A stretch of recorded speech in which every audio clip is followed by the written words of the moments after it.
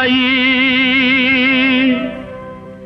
கடவுள் என்னும் முதலாளி கண்டெடுத்த தொழிலாளி விவசாயி. விவசாயி கடவுள் என்னும் முதலாளி கண்டெடுத்த தொழிலாளி விவசாயி.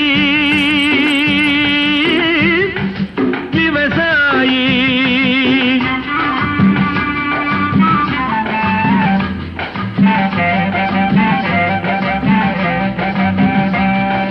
முன்னேற்ற பாதையிலே மனச வைத்து முழு மூச்சாய் அதற்காக தினம் உழைத்து மண்ணிலே முத்தெடுத்து பிறர் வாழ.